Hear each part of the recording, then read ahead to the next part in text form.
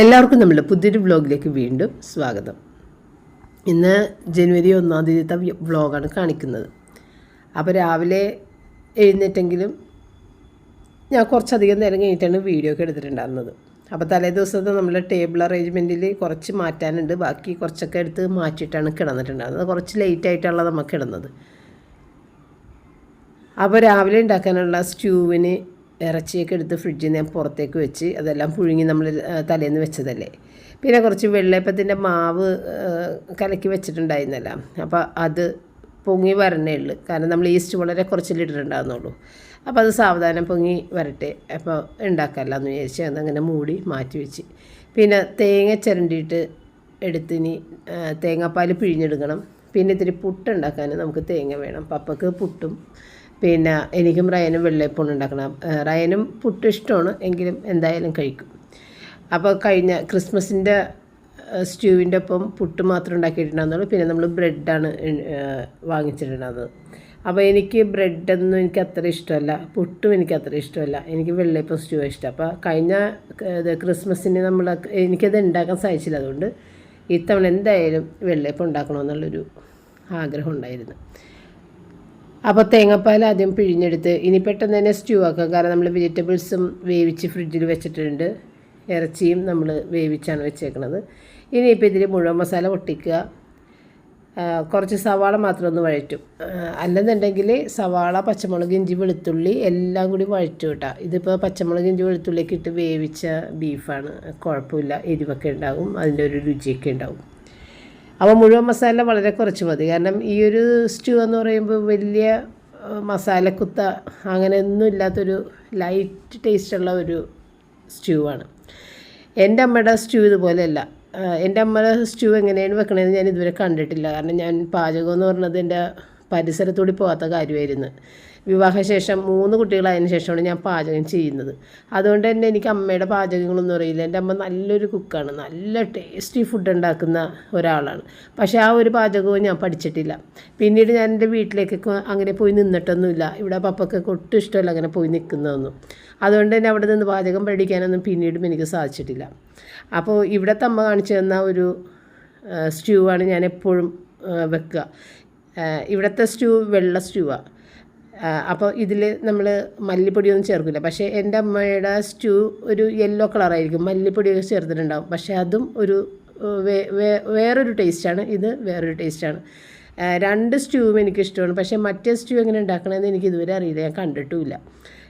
അതുമല്ല ഇവിടെ പപ്പയ്ക്ക് ഏറ്റവും ഇഷ്ടം ഇങ്ങനെ വൈറ്റ് സ്റ്റ്യൂ തന്നെയാണ്. അതുകൊണ്ടാണ് പിന്നെ ഞാനത് ചോദിച്ച് ചെയ്യാത്തത്. എങ്കിലും ഇടയ്ക്ക് ഞാൻ ഓർക്കും അതൊന്ന് ചോദിച്ചൊന്ന് ചെയ്യണം എന്നിടയ്ക്ക് ഞാൻ ഓർക്കും.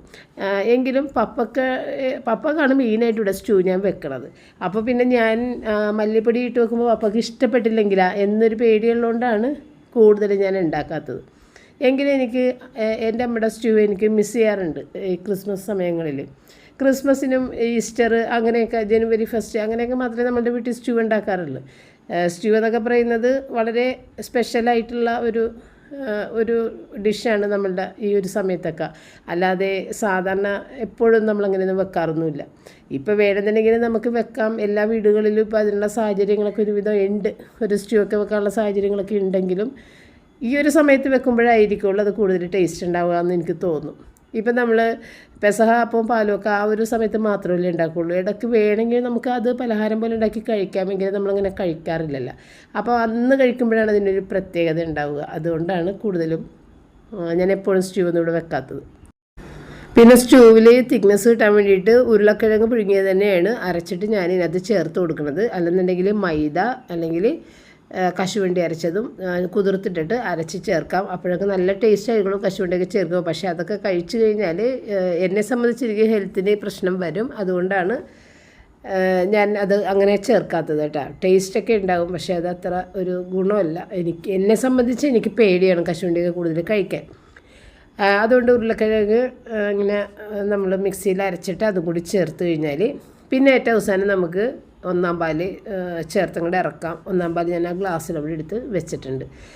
പിന്നെ ഇത്തിരി തേങ്ങ നമ്മുടെ പുട്ടിനും കൂടി വേണമല്ലോ. അപ്പോൾ പുട്ട് നേരത്തെ തന്നെ ഞാൻ സ്റ്റീംഡ് പുട്ടുപൊടി ആയതുകൊണ്ട് കുതിർത്തവിടെ വെച്ചിട്ടുണ്ടായിരുന്നു. പപ്പയ്ക്ക് മാത്രമാണ് പുട്ടുണ്ടാക്കുന്നത്.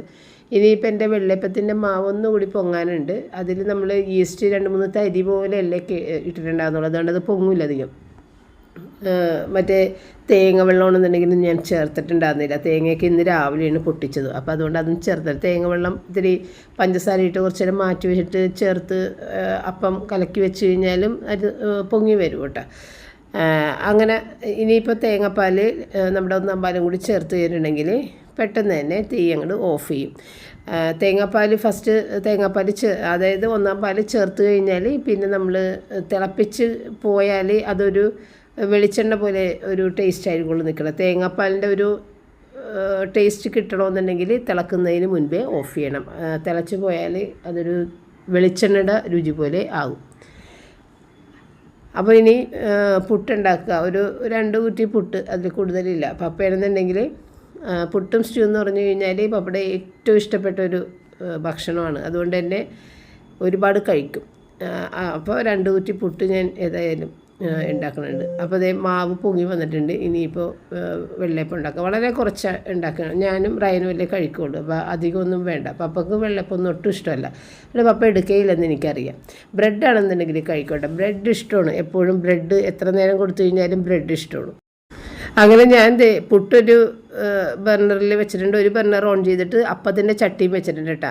അപ്പോഴാണ് ഞാൻ ഓർത്തത് പുട്ട് പുറകിലേക്ക് മാറ്റിയിട്ട് അപ്പത്തിൻ്റെ ചട്ടി മുന്നോട്ട് മാറ്റുക. അപ്പോൾ അപ്പത്തിൻ്റെ ചട്ടി ചൂടായിട്ടിരിക്കണേണ്, അത് ഞാൻ മറന്നു സത്യത്തിൽ. അത് മാറ്റി ആദ്യം ആ കൈപ്പിടിയിൽ പിടിച്ച് തന്നെ മാറ്റി, അതിന് ശേഷം പിന്നെ പുട്ടുകുറ്റി അങ്ങോട്ട് മാറ്റി കഴിയുമ്പോഴത്തേക്കും ഇല്ലേ അപ്പത്തിൻ്റെ ചട്ടി ഇപ്പം കൊണ്ടുവന്ന് വെച്ചെന്നുള്ള ഓർമ്മയിൽ അതേ കയറി ഒരു പിടുത്തം. അതായത് അതിൻ്റെ ചട്ടിമേല പിടിച്ചത് അതിൻ്റെ കൈപ്പിടിയിൽ ഞാൻ പിടിച്ചില്ല. കാരണം നമ്മളെപ്പോഴും ചട്ടിയിലൊക്കെ പിടിച്ചിങ്ങനെ വെക്കൂലേ എന്ന് പറഞ്ഞ പോലെ കൈ പൊള്ളിപ്പോയിന്നേ. അങ്ങനെ അതേ വെള്ളത്തിൽ ഞാൻ ഇങ്ങനെ കാണിക്കണേണ് കൈ. അങ്ങനെ ഈ വർഷം ഒത്തിരി പൊള്ളലാണ് എനിക്ക് വന്നത്. ഈ കേക്ക് ഉണ്ടാക്കുന്ന സമയത്ത് ഞാൻ കാണിച്ചിട്ടുണ്ടായിരുന്നു, കയ്യിൽ പൊള്ളലേറ്റെന്ന് കാണിച്ചിട്ടുണ്ടായിരുന്നു. അത് കഴിഞ്ഞിട്ട് ഇപ്പോഴേ 2 വിരലുകളുടെ ഉള്ളിൽ ആണ് ഇങ്ങനെ പിടിക്കുമ്പോൾ ഉൾഭാഗത്തല്ലേ പൊള്ളണത്. അങ്ങനെ അപ്പോൾ ഈ അപ്പോക്ക് ആ വിരൽ കൊണ്ട് പിടിക്കുമ്പോഴേ എനിക്ക് ജീവൻ പോകണ വേദനയാണ്. കാരണം നമ്മുടെ കൈ പൊള്ളിയിട്ടുണ്ടെന്നുണ്ടെങ്കിൽ അതിലേക്ക് ആവി അടിക്കുമ്പോൾ ഭയങ്കര വേദനയായിരിക്കും.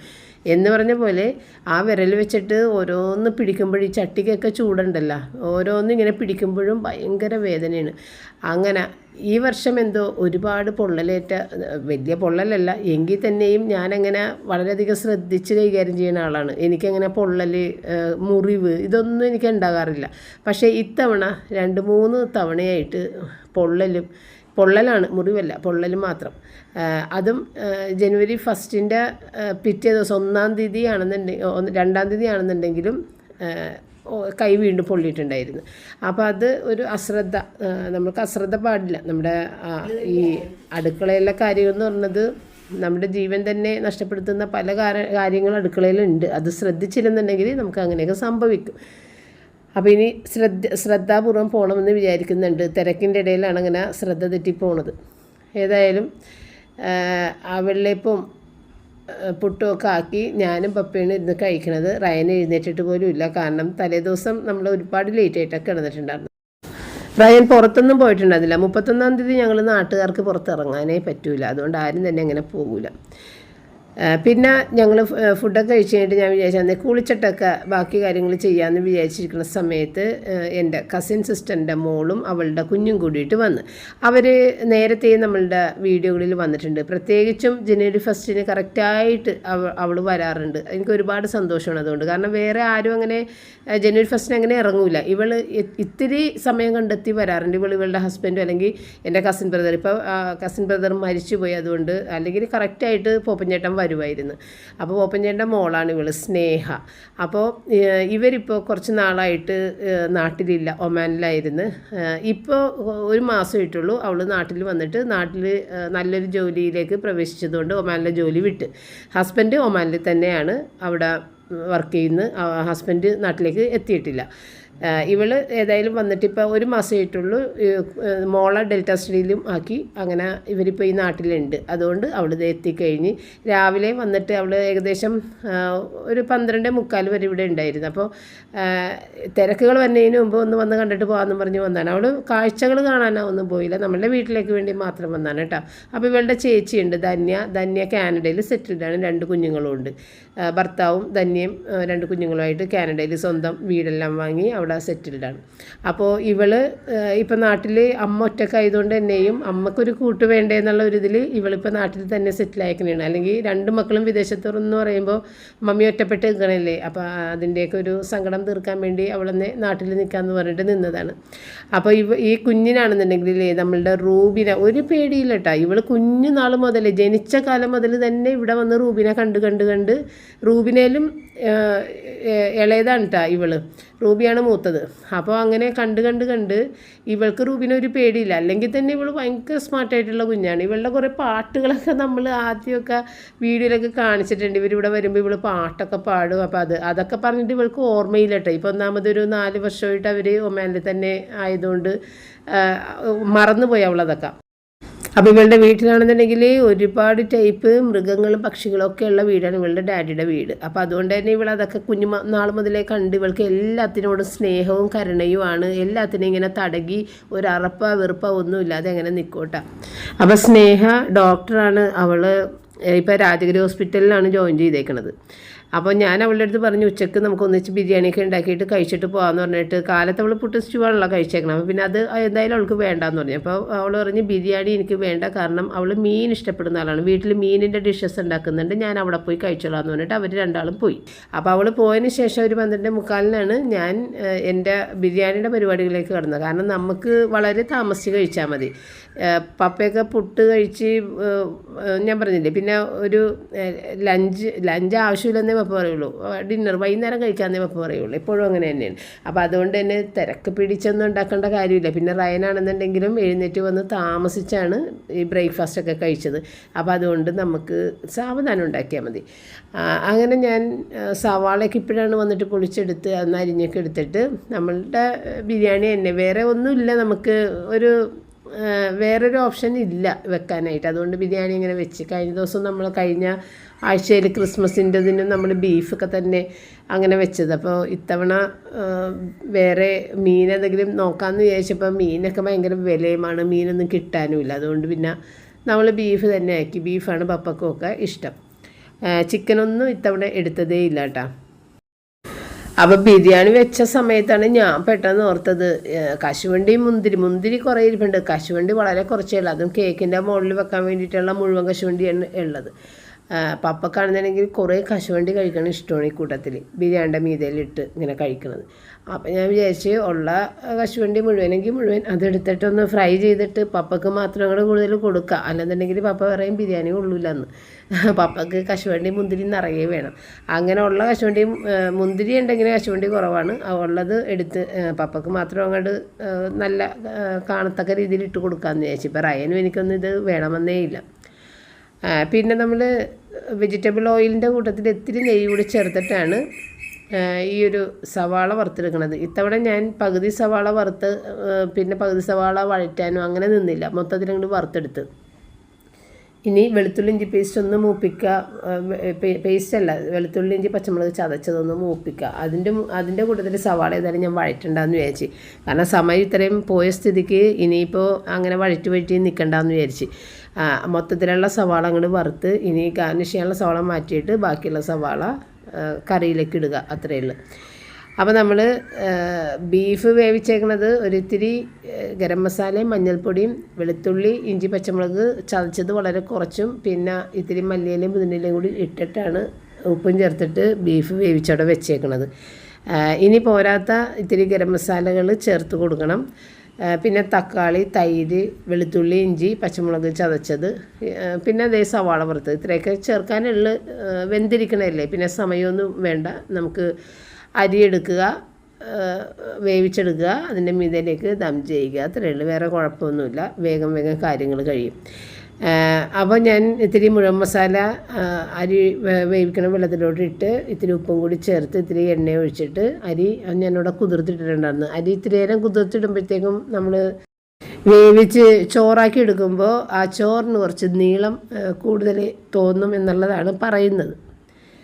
അപ്പോൾ ആവശ്യത്തിനുള്ള ഉപ്പ് വെള്ളത്തിൽ ഇത്തിരി മുന്നേ നിൽക്കുന്ന ഉപ്പിട്ടിട്ട് വേണം അരിയിട്ട് വേവിക്കാനായിട്ട്. കാരണം ഞാനിത് ഇവിടെ വെച്ച് തന്നെ വേവ് കറക്റ്റാക്കിയിട്ട്, അതായത് ഫ്ലെയിം ഓൺ ചെയ്ത് വെച്ച് തന്നെ വേവ് കറക്റ്റാക്കിയിട്ട് വാർത്തിടുകയാണ് ചെയ്യണത്. അപ്പോൾ അതിനാവശ്യമായ ഉപ്പും മുഴുവൻ മസാലയൊക്കെ ഇട്ടിട്ട് ഇനി അത് തിളച്ച് വരണം. അപ്പം ഞാൻ നമ്മുടെ സോളാർ വാട്ടർ ഹീറ്ററിൽ നിന്ന് തന്നെയാണ് വെള്ളം എടുക്കുന്നത്. 80 ഡിഗ്രിയിൽ ചൂടായി കിടക്കുന്ന വെള്ളമാണ്. ഒരിത്തിരി നേരം കൊണ്ട് തന്നെ അതുകൊണ്ട് തിളച്ച് വരും. അപ്പോൾ പെട്ടെന്ന് തന്നെ ഇപ്പോൾ അരിയും കൂടി ഇടാം. അപ്പോൾ ഇനി സവാള എല്ലാം കോരിയെടുത്തിട്ട് ഇതിനകത്തേക്ക് വെളുത്തുള്ളി, ഇഞ്ചി, പച്ചമുളക് ചതച്ചത് ഇട്ട് ഒന്ന് മൂപ്പിച്ചിട്ട് അതിനകത്തേക്ക് തക്കാളിയും കൂടി ഇട്ട് അതൊന്ന് വഴറ്റിയിട്ട് പിന്നെ നമുക്ക് ഇതിനകത്തേക്ക് മല്ലിയില, തൈര് ചേർത്ത് കഴിഞ്ഞാൽ പിന്നെ വേവിച്ച് വെച്ചേക്കുന്ന ബീഫ് ചേർത്ത് കഴിഞ്ഞ് അതിൻ്റെ മീതയിലേക്ക് അതൊന്ന് തിളച്ച് കഴിയുമ്പോഴത്തേക്ക് അതിൻ്റെ മീതയിലേക്ക് ഒരിത്തിരി ഗരം മസാല കൂടി ചേർത്ത് കൊടുക്കും കേട്ടോ. ഗരം മസാലയും ഒരു സ്പൂണോളം മീറ്റ് മസാല ഇല്ലെന്നുണ്ടെങ്കിൽ വളരെ കുറച്ചായിട്ട് മല്ലിപ്പൊടി, മുളക് പൊടി, കുരുമുളക് പൊടി, മഞ്ഞൾപ്പൊടിയൊക്കെ വളരെ കുറച്ച് ഒരു 1/4 ടീസ്പൂൺ വെച്ച് എടുത്തിട്ട് അതൊക്കെ ചേർത്ത് കൊടുക്കുക. അപ്പോൾ ഞാനിപ്പോൾ അങ്ങനെ തന്നെയാണ് ചേർത്തത്. എൻ്റെ കയ്യിൽ മീറ്റ് മസാല ഇല്ല. അപ്പോൾ തക്കാളിയൊക്കെ നല്ല നേർപ്പിച്ച് അരിഞ്ഞെടുത്ത് കഴിഞ്ഞിട്ടുണ്ടെങ്കിൽ പെട്ടെന്ന് തന്നെ നല്ല സോഫ്റ്റായി കിട്ടിക്കോളൂ കേട്ടോ. ടൈം കൂടുതൽ പോകാതെ ഫ്ലെയിം, അതായത് നമ്മളുടെ ഗ്യാസ് കൂടുതൽ നഷ്ടപ്പെടാതിരിക്കാനായിട്ട് എപ്പോഴും ഇങ്ങനെ നൈസായിട്ട് അരിഞ്ഞെടുക്കണം. പിന്നെ ന്യൂ ഇയർ ആയിട്ട് പുതിയ വർഷം പുതിയ തീരുമാനങ്ങളൊക്കെ എടുത്ത ഓരോരുത്തർ എന്തെല്ലാം തീരുമാനങ്ങൾ എടുത്ത് പുതിയ വർഷത്തിൽ ഞാൻ ഇങ്ങനെയായിരിക്കും അങ്ങനെയായിരിക്കും എന്നൊക്കെ പറയാം. പുതിയ വർഷം തന്നെ വരാൻ നോക്കിയിരിക്കേണ്ട കാര്യമില്ല. ഏതൊരു നിമിഷവും നമുക്ക് നല്ല തീരുമാനങ്ങളിലെടുത്തതുപോലെയൊക്കെ പോകാം. എങ്കിലും ഞാൻ ചോദിച്ചെന്ന് മാത്രം. ഞാൻ പ്രത്യേകിച്ച് അങ്ങനെ തീരുമാനങ്ങളൊന്നും എടുത്തിട്ടില്ല. എങ്കിലും ഒരു സ്വഭാവം ഈ 1-ാം തീയതി തുടങ്ങിയിട്ടുണ്ട്. ഡയറി എഴുതിയിട്ടുണ്ട്. ഞാൻ ഡയറി മേടിച്ചിട്ടുണ്ടായിരുന്നത് ഞാൻ ഷോപ്പ് ആൻഡ് സേവിൽ നിന്ന് മേടിച്ച ഡയറി ഞാൻ കാണിച്ചിട്ടുണ്ടായിരുന്നു. അപ്പോൾ ഡയറി എഴുതി തുടങ്ങിയിട്ടുണ്ട്. എനിക്കത് പണ്ട് മുതലേ എനിക്കിഷ്ടമാണ് ഡയറി എഴുതണം എന്നുള്ളൊരു ആഗ്രഹം എനിക്ക് എപ്പോഴും ഉണ്ടാകും. എന്ത് കാര്യങ്ങൾക്കും നമ്മളൊന്ന് മറിച്ച് നോക്കിയാൽ നമുക്കത് ഉണ്ടാകും. അല്ലെങ്കിൽ നമ്മളിങ്ങനെ ഓർത്തിരിക്കും എന്നായിരുന്നു അത് നടന്നത്, അല്ലെങ്കിൽ അവരെന്നായിരുന്നു നമ്മുടെ വീട്ടിൽ വന്നിട്ടുണ്ടായിരുന്നത്. അങ്ങനെയൊക്കെ നമുക്ക് പല സംശയങ്ങളും നമുക്ക് ഉണ്ടാവില്ലേ. ഈ ഡയറി എഴുതിയാൽ അങ്ങനത്തെ ഒരു പ്രശ്നമില്ല. ഡയറിയിൽ ഒരുവിധപ്പെട്ട കുറച്ച് അന്ന് നടന്ന കുറച്ച് കാര്യങ്ങൾ പ്രത്യേകതയുള്ള എന്തെങ്കിലുമൊക്കെ നമുക്ക് എഴുതി ചേർക്കാൻ സാധിക്കും. അപ്പോൾ അതുകൊണ്ട് ഞാൻ 1-ാം തീയതി തൊട്ടിട്ട് ഡയറി എഴുതി തുടങ്ങിയിട്ടുണ്ട്. പറ്റുന്ന പോലെ അങ്ങോട്ട് എഴുതാം അങ്ങനെ വിചാരിക്കുന്നു. ഏതായാലും എനിക്ക് ഭയങ്കര ഇഷ്ടമാണ്. പിന്നെ ഈ ഡയറി ഒന്നും മേടിച്ച് തരാനൊന്നും ആരും നമുക്ക് പണ്ടും ചെറുപ്പത്തിലും ഉണ്ടായിട്ടില്ല. വീട്ടിൽ ഈ ഫ്രീ ആയിട്ട് ഗിഫ്റ്റായിട്ട് കിട്ടൂലേ ചില സന്ദർഭങ്ങളിൽ ഡയറികൾ, അങ്ങനെയൊക്കെയുള്ളൊരു ഡയറി ഉണ്ടാവുള്ളൂ. അത് വീട്ടിൽ വേറെ ആരെങ്കിലും എടുക്കും. നമുക്കായിട്ടൊരു ഡയറി ഒന്നും ഒരിക്കലും കിട്ടിയിട്ടില്ല. ഇപ്പോൾ എനിക്കിവിടെ വന്നതിന് ശേഷമാണെന്നുണ്ടെങ്കിലും അങ്ങനൊരു ഡയറി എഴുതാൻ പറ്റിയൊരു സാഹചര്യമൊന്നും ഇതുവരെ ഉണ്ടായിട്ടില്ലെന്ന് വേണം പറയാൻ. ആഗ്രഹമുണ്ട്, എപ്പോഴും ആഗ്രഹമുണ്ട് ഡയറി എഴുതണമെന്ന്.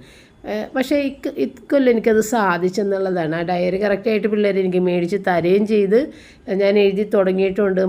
മുടങ്ങാതെ എഴുതണം എന്ന് ഞാൻ വിചാരിക്കുന്നുണ്ട്. എൻ്റെ ഒരു സ്വഭാവത്തിന് കുറച്ച് കഴിയുമ്പോഴത്തേക്കും എനിക്ക് മടുക്കും. എന്ത് കാര്യങ്ങളും അങ്ങനെ കുറച്ച് കഴിയുമ്പോഴത്തേക്കും എനിക്ക് മടുക്കും. എനിക്ക് പിന്നെ വ്യത്യാസം വരുത്തും. ഞാൻ ഇത് നോക്കട്ടെ, പോണ വഴിക്ക് പോകുകയെന്ന് നോക്കാം.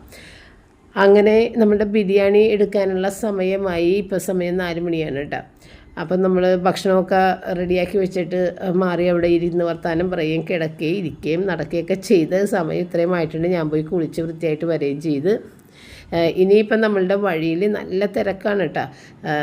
ഒരുപാട് ശബ്ദവും ഭയങ്കര ചെണ്ട കൊട്ടലും എല്ലാമായിട്ട് നല്ല ശബ്ദമുണ്ട്. അതെല്ലാം നമ്മൾ മ്യൂട്ട് ചെയ്തിട്ടേക്കണേ. നല്ല ശബ്ദമാണ്. നമ്മുടെ കാർണിവൽ തുടങ്ങാനുള്ള സമയമായി കഴിഞ്ഞ് 4 മണിക്കാണ് കാർണിവൽ തുടങ്ങണതെങ്കിലും 4 മണിക്ക് തുടങ്ങിയില്ല. കുറച്ച് വൈകി, അരമണിക്കൂർ വൈകിട്ടാണ് തുടങ്ങിയിട്ടുണ്ട്. നമ്മളുടെ ഫ്രണ്ടിൽ നിന്നാണ് കാർണിവൽ തുടങ്ങുന്നത്. അപ്പോൾ ഇത്തവണ നമുക്ക് പുറത്തേക്ക് ഇറങ്ങിക്കഴിഞ്ഞാൽ ഒരു കാഴ്ചയും കാണാൻ പറ്റില്ല. ആ ഗ്രൗണ്ട് അടച്ച് പൂട്ടിയതുകൊണ്ട് തന്നെ. അല്ലെന്നുണ്ടെങ്കിൽ നമുക്ക് ഇവിടെ നിന്നിട്ട് ആൾത്തിരക്കുമെല്ലാം കാണിക്കാൻ പറ്റും. അപ്പോൾ അതുകൊണ്ട് പിന്നെ ഞാൻ പുറത്തേക്ക് സത്യത്തിൽ ഇറങ്ങിയിട്ടും കാര്യമില്ല. വഴിയിലും അധികം ആളുണ്ടാവില്ല. കാരണം അവിടെ അടച്ചിട്ടേക്കുന്നതുകൊണ്ട് തന്നെ ആർക്കും ഒരു കാഴ്ചയും കാണാൻ പറ്റില്ല നമ്മളുടെ വഴിയിൽ നിൽക്കുമ്പോഴേ. അതുകൊണ്ട് എല്ലാവരും വലിയ വഴിയിലേക്ക് അപ്പുറത്തേക്കും ഇപ്പുറത്തേക്കും ഇറങ്ങി നിൽക്കുകയുള്ളൂ. അതൊട്ട് നമുക്ക് കാണാനും പറ്റില്ല. അപ്പോൾ നമ്മളുടെ റൈസ് എല്ലാം ഇതിൽ നിന്ന് എടുത്തിട്ട് നമ്മളുടെ ഗിഫ്റ്റ് കിട്ടിയ പാത്രം ഉണ്ടല്ലോ, ക്രിസ്മസ് സീക്രട്ട് സാൻഡ ആ സംഭവം കിട്ടിയ ആ വലിയ ഒരു ഇത് എനിക്ക് ഭയങ്കര ഇഷ്ടപ്പെട്ടു. ഇതുപോലെ എല്ലാം ചെയ്യാൻ നല്ല ഒരു സ്പേസ് ഉള്ള ഒരു നല്ലൊരു പാത്രം കേട്ടോ. അപ്പോൾ അതിൻ്റെ അകത്തേക്ക് ബിരിയാണി എല്ലാം കൂടി ഇട്ട് ഒന്ന് മിക്സ് ചെയ്തെടുക്കണേണ്. അപ്പോൾ ഇവിടെ ഇറച്ചിയും എല്ലാം കൂടി ഇങ്ങനെ മിക്സ് ചെയ്തെടുക്കുന്നത് ഇഷ്ടമല്ല. അതുകൊണ്ട് ഇറച്ചി ആ കുറച്ച് മീതലുള്ള ചോറും കൂടി അതവിടെ ആ പാത്രത്തിലുണ്ട്. അതിനകത്ത് നിന്ന് കുറച്ചെടുത്ത് മീതെ വെക്കുക. ഇതുപോലെയാണ് കല്യാണങ്ങൾക്കൊക്കെ ദം ബിരിയാണി വിളമ്പുക. അവരെല്ലാം കൂടി മിക്സ് ചെയ്ത് കളയില്ല. മസാല വേറെ റൈസ് വേറെ ആക്കി വെക്കണം. അപ്പോൾ ആ റൈസിന് മസാലയുടെ നല്ല ടേസ്റ്റ് ഉണ്ടാകും. കാരണം ഏറ്റവും അവസാനം ആ ഒരു ഇതിൽ കറിയിൽ ടച്ച് ചെയ്ത് കിടക്കുന്ന ആ ഒരു റൈസ് എല്ലാം കൂടി മിക്സ് ചെയ്ത് എടുക്കുമ്പോഴത്തേക്കും നല്ലൊരു ഫ്ലേവറാണ് റൈസിന് ഉണ്ടാവുന്നത്. അപ്പോൾ ഞാൻ മുട്ട വേവിച്ച് വെച്ചിട്ടുണ്ടായിരുന്നു. ഇന്നിപ്പോൾ ഞാൻ മീഡിയം ലെവലിലാണ് മുട്ട വേവിച്ചിട്ടുണ്ടായിരുന്നത്. നല്ല സോഫ്റ്റ് ആയിട്ടിരിക്കും. അപ്പോൾ നമുക്ക് ഈ ഒരു മുട്ടയുടെ ഇത് ബോയിലർ ഉണ്ടെന്നുണ്ടെങ്കിൽ അങ്ങനെ നമുക്ക് ഇഷ്ടമുള്ള രീതിയിൽ വേവിച്ചെടുക്കാം. നമ്മൾ നോക്കിയൊന്നും നിൽക്കേണ്ട, അത് താനെ ഓഫായിക്കോളും. അപ്പോൾ അതേ പപ്പക്ക് നിറയെ കശുവണ്ടിയൊക്കെ ഇട്ടിട്ട് തന്നെ ഞാൻ മീതയിൽ കശുവണ്ടിയൊക്കെ ഇട്ട് ബിരിയാണി വിളമ്പിയിട്ടുണ്ട്. ഇനിയിപ്പോൾ സാലഡൊക്കെ ഞാൻ ഉണ്ടാക്കി വെച്ചിട്ടുണ്ടായിരുന്നു. കുക്കുംബറൊന്നും ഉണ്ടായിരുന്നില്ല. അതുകൊണ്ട് തക്കാളിയും സവാളയും തൈരും ഉപ്പും കൂടി ചേർത്തിട്ട് സാലഡ് ഉണ്ടാക്കിയിട്ടുണ്ട്. പിന്നെ ഇത്തവണ ഞാൻ ഈ ഇത് അച്ചാർ മേടിച്ചത് വെറുതെ ഒരു രസത്തിന് ആവക്ക അച്ചാറാണ് മേടിച്ചിട്ടുണ്ടാകുന്നത്. അത് പക്ഷേ വലിയ വലിയ പീസായതുകൊണ്ടേ നമുക്ക് പെട്ടെന്ന് തന്നെ അങ്ങോട്ട് തീർന്നു. ഒരു പീസ് ഇങ്ങനെ എടുത്തു തരണമെന്നുണ്ടെങ്കിൽ അത് മുറിച്ചെടുക്കാനൊന്നും പറ്റില്ല. ആവക്ക എന്ന് പറയുമ്പോഴത്തേക്കും നമ്മളുടെ മാങ്ങാണ്ടിയുടെ ആ നടുക്കത്തെ പരിപ്പ് മാത്രം എടുത്ത് കളയുള്ളൂ. അതിൻ്റെ ചുറ്റുമുള്ളതും ആ തൊലിയോടുകൂടിയുള്ള മാങ്ങയും കൂടി വലിയ പീസസ് ആയിട്ട് കട്ട് ചെയ്തിട്ടാണ് ആവക്ക മാങ്ങ ഉണ്ടാക്കണവർക്കറിയാം. ഞാനും ഉണ്ടാക്കിയിട്ടുണ്ട് പണ്ട്. അപ്പോൾ അതുകൊണ്ട് തന്നെയും അത് തൊലിയിൽ നിന്ന് വിട്ടുപോരാനും മുറിച്ചെടുക്കാനൊന്നും പറ്റില്ല. ആ ഒരു പീസ് അങ്ങനെ തന്നെ നമ്മളെടുത്ത് വേഗം തന്നെ അച്ചാർ തീരുകയും ചെയ്യും. അപ്പോൾ അത് ആർക്കും തന്നെ ഇഷ്ടപ്പെടില്ല. എനിക്ക് നല്ല ഇഷ്ടമുണ്ട് ആവക്ക അച്ചാർ. അതുകൊണ്ടാണ് ഞാനത് മേടിച്ചത്. അപ്പോൾ ഈ ബിരിയാണിക്കൊക്കെ എപ്പോഴും ഇവിടെ ഏറ്റവും ഇഷ്ടം നാരങ്ങച്ചാറാണ്. അപ്പോൾ നാരങ്ങച്ചാറില്ല, അതുകൊണ്ട് ഗ്രേവി മാത്രമേ എല്ലാവർക്കും ഇത്തിരി കൊടുത്തിട്ടുണ്ട്. ഞാനാണെങ്കിൽ ഒരു പീസ് എടുത്ത് തരണമെന്നുണ്ടെങ്കിൽ തീരൂല, 2-3 ദിവസത്തൊക്കെ ഉണ്ടാവും. അപ്പോൾ അതേ 4 മണി കേട്ടോ. ഞങ്ങളിതേ ഫുഡ് എടുത്ത് പപ്പ ഉറങ്ങണമായിരുന്നു. പപ്പനെ ഉറക്കത്തിന്ന് ഞാൻ വിളിച്ചെണീപ്പിച്ച് ഏതായാലും കഴിക്കുമെന്ന് പറഞ്ഞിട്ട് അങ്ങനെ കൊടുത്തതാണ് കേട്ടോ. പിന്നെ ഇതേ രാത്രി ആയപ്പോഴേക്കും നമുക്ക് വീണ്ടും ഇതിൻ്റെ ഇടയ്ക്ക് പല ഗസ്റ്റുകളും വന്ന് പോയിട്ട് അകത്തേക്ക് കയറിയില്ല, പുറത്ത് നിന്ന് സംസാരിച്ചിട്ട് പോയ പല ഗസ്റ്റുകളും. പിന്നെ രാത്രി ആയപ്പോഴത്തേക്കും നമുക്ക് വേറൊരു ഗസ്റ്റ് ഉണ്ടായിരുന്നു. ആ ഗസ്റ്റിക്ക് ഒരു 3 മണിക്കൂറോളം നമ്മളുടെ കൂടെ ഉണ്ടായത്. അങ്ങനെ ഞാൻ വീഡിയോ ഒന്നും എടുത്തിട്ടുണ്ടായിരുന്നില്ല. അപ്പോൾ അതങ്ങനെ ഇരുന്നിട്ട് ഒത്തിരി നേരം സംസാരിച്ചിട്ടൊക്കെയാണ് പോയിട്ടുണ്ടായിരുന്നത് കേട്ടോ. അപ്പോൾ അവർ പോയതിന് ശേഷമാണ് ഞാൻ ഈ കട്ട്ലറ്റ് ഫ്രൈ ചെയ്യാൻ വേണ്ടിയിട്ട് കയറിയത്. അപ്പോൾ അവർക്ക് കേക്കും വൈനൊക്കെ കൊടുത്തിട്ട് അങ്ങനെ വേറൊന്നും അവർക്ക് വേണ്ടായിരുന്നു. ബിരിയാണി കഴിക്കാൻ പറഞ്ഞിട്ടൊന്നും ഇല്ല. വീട്ടിലും ഒരുപാട് ഫുഡ് ഉണ്ടാക്കി വെച്ചേക്കുന്നുണ്ട്, വീട്ടിൽ പോട്ടെ എന്ന് പറഞ്ഞിട്ട് അവർ കഴിച്ചില്ല. കേക്കും വൈനും മാത്രം കഴിച്ചിട്ട് അങ്ങനെയൊന്ന് കുറേ നേരം സംസാരിച്ചിട്ട് പോയി. അപ്പം കട്ട്ലറ്റൊക്കെ ഞാൻ ഒരു 4 മാത്രം എടുത്ത് ഫ്രൈ ചെയ്തിട്ടാണ്. പിന്നെ ബാക്കിയുള്ളത് പിറ്റേ ദിവസം വേണമെങ്കിൽ എടുക്കാമല്ലോ എന്ന് വിചാരിച്ചിട്ട്. അപ്പോൾ രാത്രി ഞങ്ങൾക്ക് ആർക്കും തന്നെ ഭക്ഷണം വേണ്ട, കട്ട്ലറ്റ് മാത്രമേ കഴിക്കുള്ളൂ എന്നാണ് പറഞ്ഞത്. അപ്പോൾ റയൻ മാത്രം ഒരു ഇത്തിരി ബിരിയാണി താന്ന് പറഞ്ഞ് ഞാൻ ബിരിയാണി കൊടുത്തിട്ടുണ്ടായിരുന്നു. പിന്നെ ഞാനും പപ്പയും ഓരോ കട്ട്ലറ്റും കഴിച്ച് അങ്ങനെ ഇന്നത്തെ ദിവസം തീർന്നു. അപ്പോൾ കഴിഞ്ഞ ദിവസം രാത്രി നമ്മൾ മോളിലൊക്കെ പോയി നിന്നിട്ടുണ്ടായിരുന്നു കേട്ടോ, ആ റൂമിനെ കാഴ്ച കാണിക്കാനേ. അത് ഇന്നലത്തെ വീഡിയോയിൽ ഞാൻ ഇട്ടിട്ടുണ്ടായിരുന്നു. അതുകൊണ്ട് അത് ഞാൻ ഇന്നത്തെ വീഡിയോ ഇട്ടിട്ടുണ്ട്.